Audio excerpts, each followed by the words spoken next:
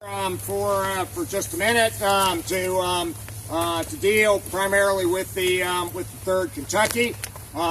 We'll put more of this in context on the other side, but Wilder says again a more furious attack was made upon the left of the 3rd Kentucky. Again, the direction of the latter was changed, and the 65th Ohio formed on its left. My troops were now nearly on the same general front, making, so to speak, a broken curved line with the convexity towards the enemy, with a short interval between the right of the 3rd Kentucky and the left of the 125th Ohio, and stretching partly across the main road, making an angle of about 60 degrees with the road. So as they wind up, they're going to be at a line across the road at an angle. 65th Ohio, 3rd Kentucky, 125th, 64th in an arc. And so those two markers facing off to the east, they're kind of okay. They might need to face a little bit to the northeast, but it represents Parker's brigade as he's now deployed, with the left half of his brigade stretching across the road, his right half arcing down to the south. The Colonel Dunlap of the 3rd Kentucky says soon found the enemy on every front, fought at every point of the compass.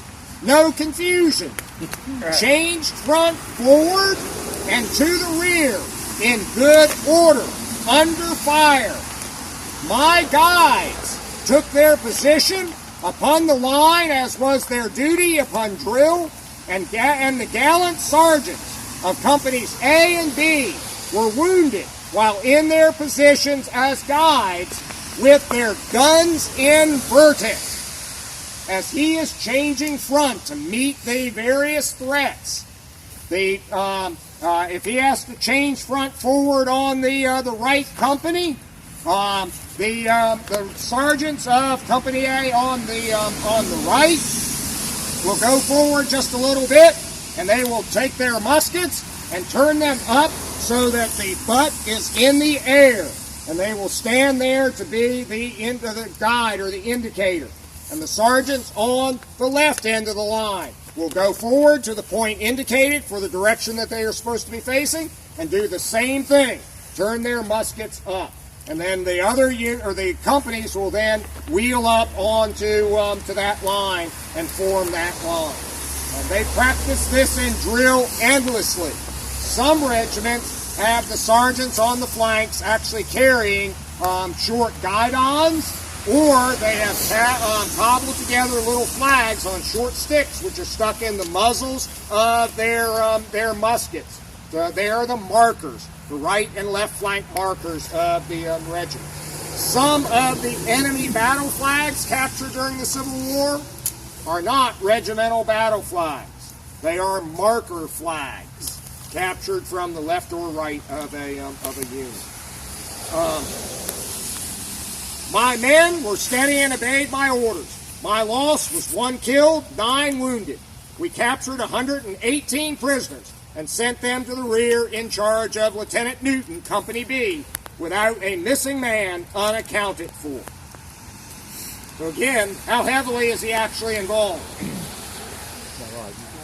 That's a lot of prisoners, though. Well, that is a lot of prisoners. Well, there's a clue there.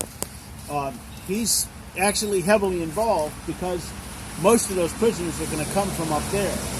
But he has the advantage of surprise. When these Federals come north, reach kind of the south end of Brotherton Field, and Fulton's brigade is out there. McNair is out there still, isn't he? McNair's back over here. Okay. But there's elements of A.P. Stewart. There's 2 regiments of Gregg. There is part of the Alabama Brigade, Law's Brigade. William C. Oates leaves a fairly detailed description, which, again, he is at the center of, describing they see troops coming up to the south end of Brotherton Field. Oates tries to convince other officers that these are Federals. Other officers are convinced that they're Confederates because Confederates have been coming up from that line.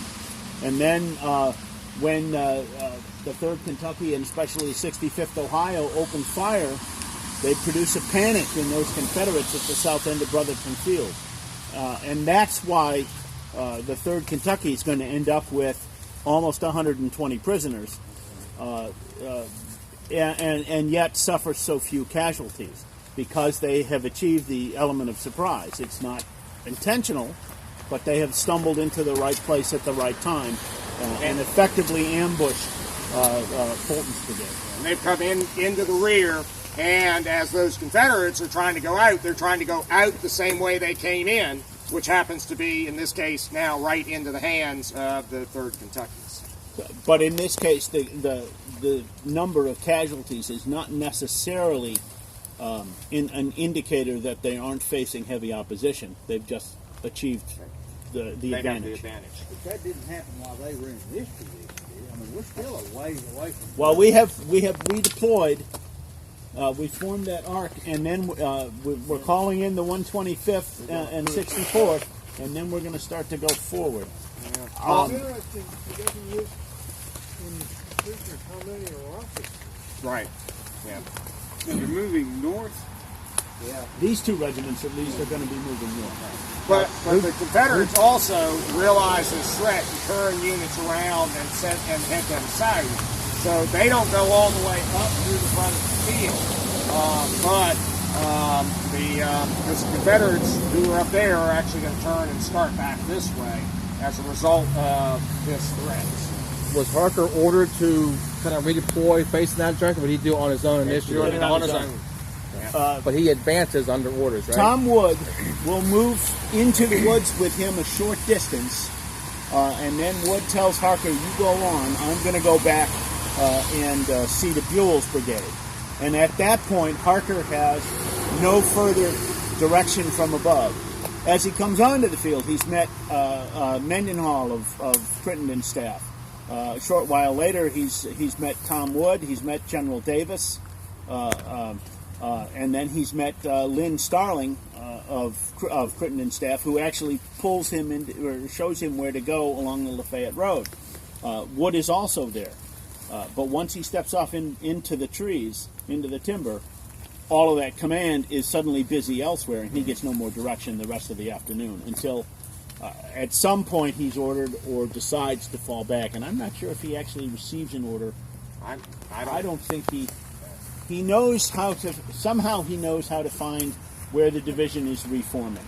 So somebody has found him, or one of his orderly's aides has returned and said, the division's over here. We're all shot up, and that's where we're going to be. One of Wilder's brigades, or regiments, I don't want to say tie in, but that is move along with Harker farther. No, that is a separate, very similar, but separate incident. So they just kind of happened as coincidence. They're down there engaged against those elements of McNair's brigade that go across the road, and we're well north of that at this point. So we went in the woods, it seemed like we went way in the woods, but actually we went in the woods and turned north, and really we're never very far from the road. So when they were moving north doing that, were they aligning on the road? Did they have like an end of the regiment on the road or something? Not the 125th or 64th. The 3rd Kentucky and the 65th Ohio will be astride the road. Okay, so they're just staying in contact with the other half of the road.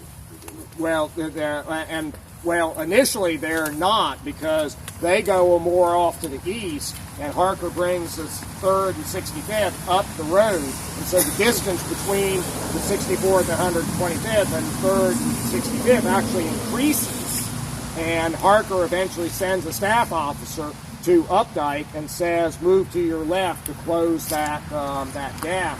And as he says, he has a broken line the convexity of it towards the enemy. So there's some space between particularly the right of the 3rd Kentucky and the left of the 125th. General Wood, based on the reports, on Harker's reports, will describe Harker's formation also as a broken line. 2 regiments sort of angled in the woods here, and two regiments perpendicular to the road there. But Jim, where did that part, what is it, the 92nd Illinois that He was just asking about that, Yeah, but that's down there. Oh, no, No, 92nd. The 92nd's up in fighting up in Brotherton Field. When did they get, but they moved kind of, I always thought they kind of farther to the west, but they sort of moved not on the same line as Harker, but they ended up, they started down here and ended up there. Who? The 92nd? The No. 92nd is detached much earlier than Harker. Okay. And Well, they're just coming back onto the field on the 19th, Right. And they're coming up from the south, and they just happen to get kind of swept up in what's going on up there in Brotherton Field. Right. Yeah. They're trying to find the rest of Wilder's brigade. Atkins says that he reports to Wilder, and then Wilder, well, he doesn't report in person, but Wilder sends him north to either tie in or report to Reynolds. I'm pretty sure he says Yeah, that. but all of that happens when he's still way Right, back there. right. They're a Yeah. lot more west of the road. Yeah, Right, yes. It's not in context with this action at all. No, he comes into the action up there in Brotherton Field from the west, not from the south, not from Wilder's position down here. He hasn't actually made contact, physical contact again with Wilder's brigade. Nor has he talked or communicated with Harker in any way. No. He doesn't know Harker's here. That's what I was thinking. He had no idea. He's the southern extension of that Brotherton field line that's cobbled together about 3:30, 3:45 in the afternoon, and that kind of Bushrod Johnson's brigade. They're kind of doing the same thing that Harker's doing 45 minutes or an hour later. Fulton's brigade is going to move up here, come into action against the southern end of the Brotherton field line, actually cross the road with some of their troops, and enfilade the 92nd Illinois and begin the retreat that triggers the wholesale retreat out of Brotherton Field. Okay. So by the time Harker gets up there, Brotherton Field is full of Confederates, or gets close to there. There are no Federals left in the field. The 92nd Illinois has fallen well back to the west. And Van Cleve's guys are gone. King's guys are gone. 6th Ohio is bugged out. Everybody's gone. I'm sorry? Wasn't Palmer up there? Well, Hazen will come in later, helping drive those Confederates back from the northwest. Palmer was briefly in the field trying to recover the 6th Ohio, which was part of one of his regiments. It had fallen back to get ammunition. And I think it's Reynolds who promises the return of the 6th Ohio, but that doesn't happen. Palmer then rides back to his own command, which is fighting east of Brotherton Field, and he's not in Brotherton Field when that breakthrough we're talking about happens. But there's no confusion like the Colonel says in his report. No confusion. Okay, we have to safely cross the Lafayette Road.